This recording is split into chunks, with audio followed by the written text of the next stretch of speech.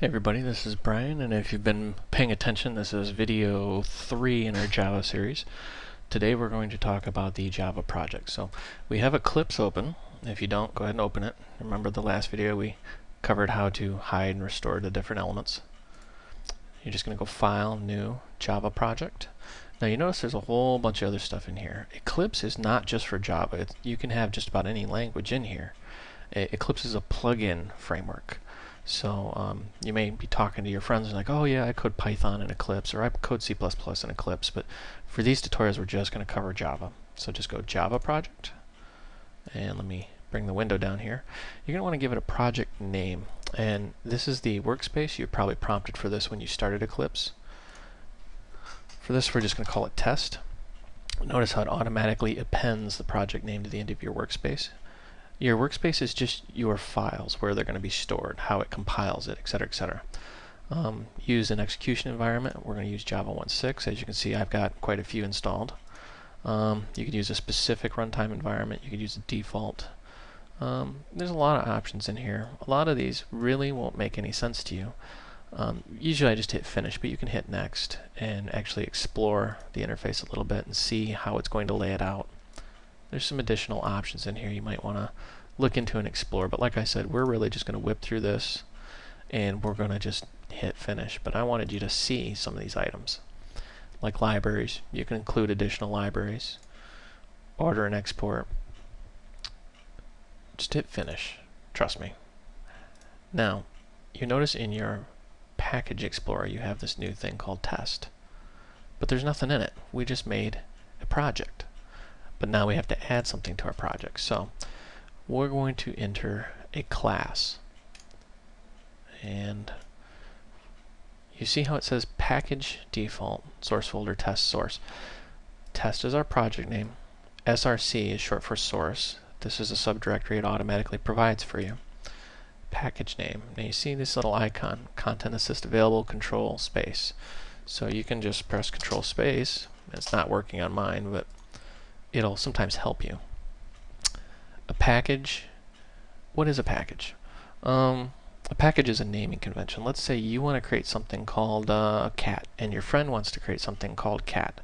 If you have those in the same project, you're going to have what's called a naming conflict. You can't have two classes of the same name. So you have to put them in different packages. For this, we're going to leave it as default. We'll cover packages later. I just wanted to let you know it exists. So what's a class? A class is a blueprint. That's what we're going to be making, is a blueprint. We're going to call this start. And you see down here, which method stubs would you like to create? We're going to just tick this little item that says public static void main string args. Cover this in just a minute, so just kind of follow along with what I'm doing. Leave constructors and superclasses blank, inherited abstract blank. Just go ahead and hit Finish. And you see it generates some code for us. And now over in our Package Explorer, we have a default package and start.java. Let me actually restore that so you can see. So here's our project. Here's the source subfolder. Here's our package, which is default. And there's start.java. Now these are the libraries we're using. These are all added behind the scenes. You don't have to add these. They're provided automatically. Java is considered a rad language. By rad, I don't mean it's cool, although some people think it is. I mean it's rad, R-A-D, or rapid application development. You can make an application much faster than you could in a traditional language like C++. So let's just dive right in here and explain some of this. Public class start. You can see these brackets. This is a bracket language. It's a lot like C, C++. These brackets denote the start and stop of a code block. So this is a class. This is a method. These are comments. We're going to break this down very quickly.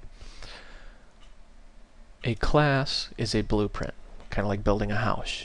You're going to create objects. Everything in Java is an object.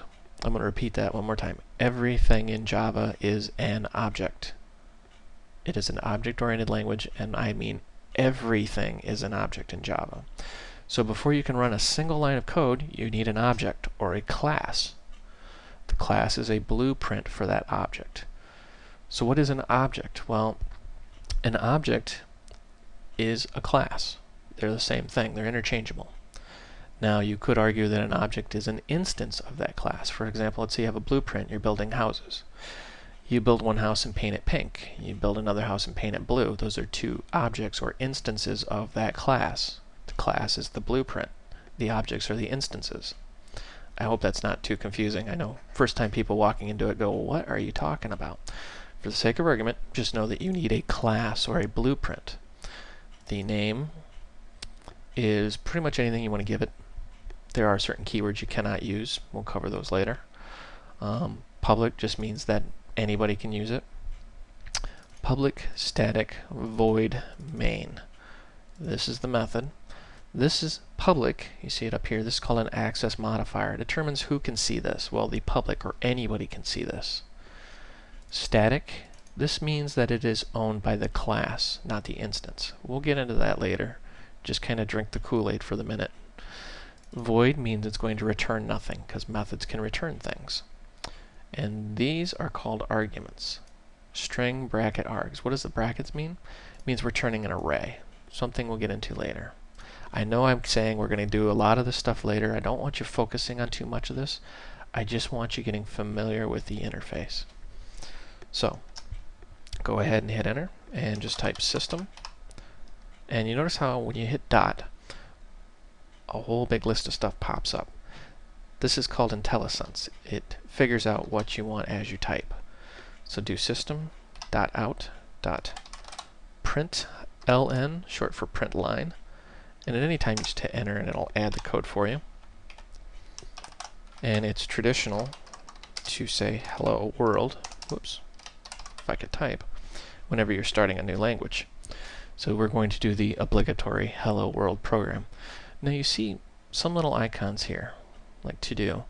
Eclipse is a dynamic IDE, meaning you can actually take sections of code and collapse them. They still exist, you just collapsed it.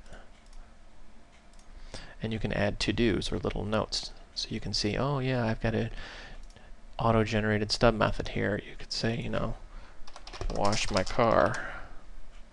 Whatever you wanted to put here. To do, wash my car. Now, to run this, you're going to just click the Run button. And the first time you do this, it's going to say, how do you want to run this? I don't understand.